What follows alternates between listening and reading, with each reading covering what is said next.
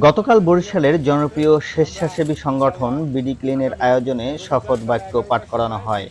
বিকেলে নগরীর ভিলেজ পার্কে এ আয়োজন করা হয়।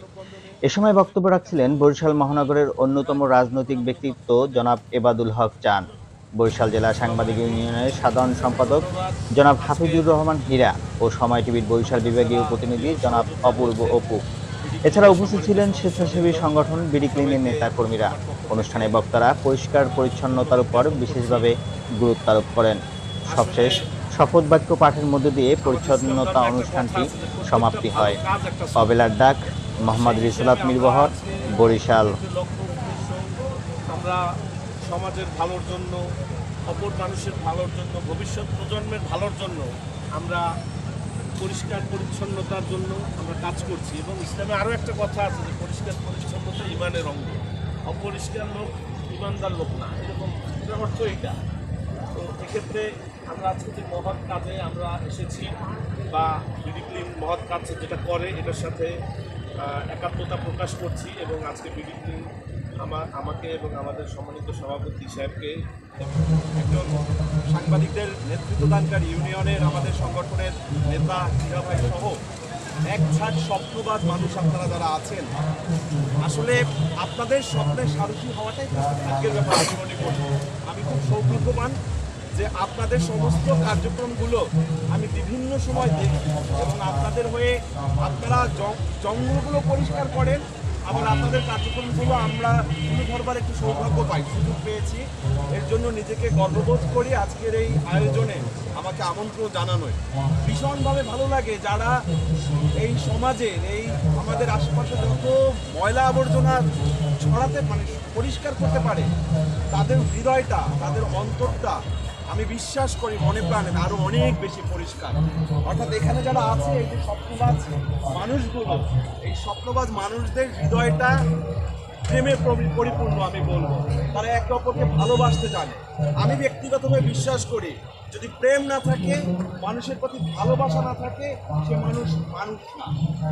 আপনারা কতটা বড় কাজ করছেন আমি মনে করি যে বেশিরভাগই তো আমরা এখানে ইয়াং। আপনারা যখন প্রফেশনাল লাইফে যাবেন, এই কথাটা আমি বারবার বলি, স্টুডেন্ট লাইফে এখন আপনারা যারা এই কাজগুলো করছেন, আপনারা যখন প্রফেশনাল লাইফে যাবেন তখন বুঝতে পারবেন এই কাজগুলো আপনাদের তখন প্রফেশনাল লাইফে কতটা হেল্প করে। আপনারা যেমনি এই আশেপাশের জঞ্জালকে পরিষ্কার করছেন, তেমনি নিজেকে কিন্তু দাঁড় করাচ্ছেন, নিজের ব্যক্তি জীবনে কিন্তু শক্তপোক্ত করছেন। এটি ভবিষ্যতে বুঝতে পারবেন। এর মধ্যে এখানে আমার গুরুজন চান ভাই কথা বলেছে, হীরা ভাই কথা বলেছে। আমার আসলে খুব বেশি আর বলার অপশন নেই। শেষ করবো স্বামী বিবেকানন্দের একটি কথা দিয়ে, জীবে প্রেম করে যেইজন সেইজন ভেবেছে ঈশ্বর। অর্থাৎ প্রত্যেকটা মানুষের মাঝেই আমরা ঈশ্বরকে খুঁজে পাই। সৃষ্টি সেরা জীব আমরা দাবি করি মানুষ, আর এই মানুষের মাঝেই স্রষ্টা থাকে। আমরা যেন মানুষকে ভালোবাসি, প্রকৃতিকে ভালোবাসি। ধন্যবাদ আজকে আমাকে এই আয়োজন করবার জন্য। ভবিষ্যতে প্রত্যেকটি আয়োজনে যদি থাকতে পারি, নিজের কাছে ভীষণ ভালো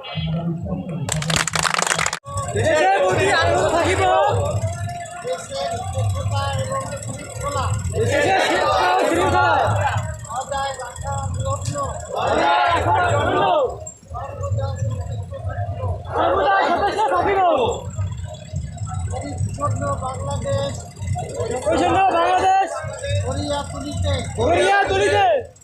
নিজেকে সবসময় নিয়োজিত রাখিব। আমাদের আশেপাশের কেউ যেন যত্রতত্র ময়লা আবর্জনা না ফেলেন, সে বিষয়ে যথেষ্ট সচেতন করিব।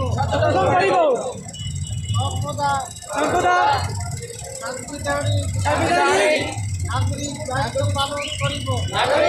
পালন করিব। দেশের পরিচালিত সকল আইন মানিয়া চলিব। হে প্রভু আমাকে শক্তি দিন, আমি যেন দেশের সেবা করতে পারি এবং বাংলাদেশকে একটি পরিচ্ছন্ন শক্তিশালী শক্তিশালী ও আদর্শ রাষ্ট্র হিসেবে ও আদর্শ রাষ্ট্র হিসেবে গড়িয়া তুলিতে পারি গড়িয়ে তুলতে পারি আমি আমি